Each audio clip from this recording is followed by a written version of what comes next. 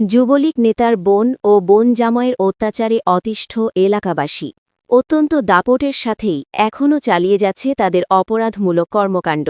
তাদের এই অত্যাচারের হাত থেকে রেহাই পাননি খোদ নিজ বাড়ির ভাড়াটিয়াও।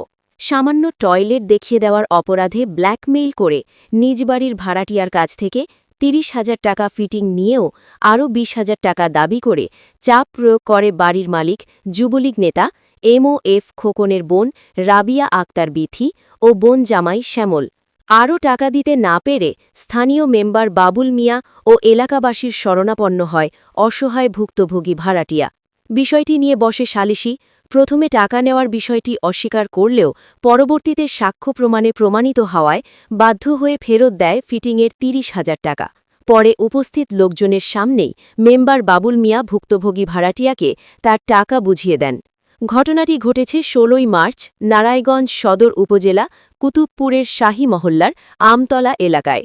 স্থানীয় মেম্বার ও এলাকাবাসীর ভাষ্যমতে বিগত দিনের বহু অপকর্মের মূল হোতা যুবলীগ নেতা এমওএফ খোকন এবং ওসি ফারুকের বোন সুদখোর রাবিয়া আক্তার বিথি ও বোন জামাই শ্যামল। এখন প্রশ্ন হল, এই ফ্যাসিবাদীদের হাত থেকে সাধারণ মানুষ কি মুক্তি পাবে না? আর কতদিন চলবে তাদের অত্যাচার?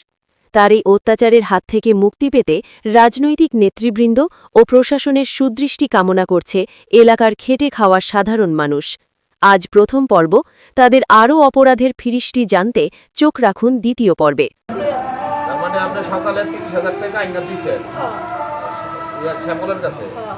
আবার আরো ২০,০০০ টাকা চাইছে ওই অপরাধের লেগে। আর আর এই যে ২০,০০০ কে দিলে এটা কেউ কাটাকে প্রবলেমের সমাধান জানবো না।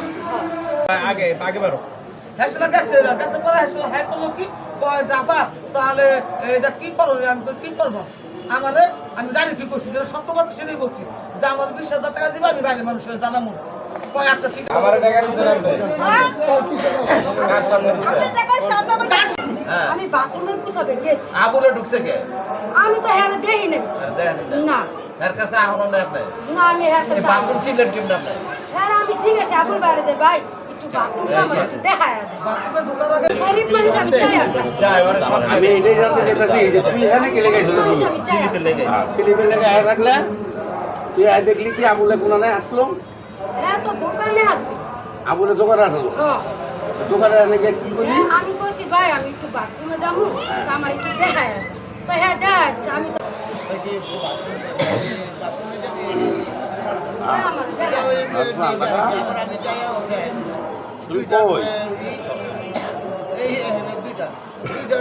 আমি শরীরটা দিয়ে গিয়েছি তোর দোকানে আছে। আমি ফোন দিতেছি। তারপর আমার পরিবারের থেকে ৩০,০০০ টাকা আমার মান সম্মান যে ৩০,০০০ টাকা দিয়েছে, ৩০,০০০ টাকা দিয়েছে, আবার কত ২০,০০০ আপনি টাকা চাইলো ৩০,০০০ টাকা যে ৩০,০০০ চাইলো, আপনি এলাকায় কেউ জানালেন না কেন?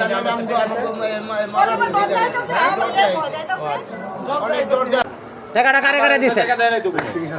টাকা আজকে দেওয়ার কথা। আপনি প্রমাণ দেখান, আমার তো টাকা দেওয়ার কথা দেখাইতে। আপনি কাছে টাকা সামনে বলা দিলা, রাসেলের বস না হ্যাঁ। রাসেলের বস রাখতে কোন? রাসেলের বস রাখতে কোন? হ্যাঁ আসছিল সামনে টাকার সময়। হ্যাঁ কাছে টাকা দিছি, হ্যাঁ আবার হ্যাঁ বলতে দিছি। একটু খারাপ একটু ক্লিয়ার করেন। দুই যে মহিলা যে আসছিল সামনে ছিল, আপনি হ্যার সামনে টাকাটা দিচ্ছেন ওরে? হ্যাঁ হ্যাঁ কথা কিন্তু আমি যেটা ঘরে বইয়া দিচ্ছেন ওই মহিলা সামনে ছিল, ওই মহিলা আপনি টাকা দিচ্ছেন শ্যামলের হাতে, শ্যামল টাকাটা গুনতে দিচ্ছে ওই মহিলার, এই তো? কত ১০,০০০ গুনতে দিচ্ছে? তাহলে কইলা টাকা আমার বাদ যাইলো দিছে আপনারা টাকা দিছে নি? ইয়েস অর নট কোন? হ্যাঁ দিছে। আচ্ছা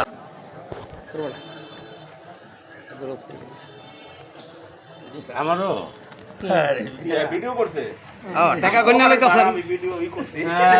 লাগ দাও। লাগবে দিয়ে দিবে। ধরো এই গাছ তুমি দিয়ে এদিকে ফিরো, ধরো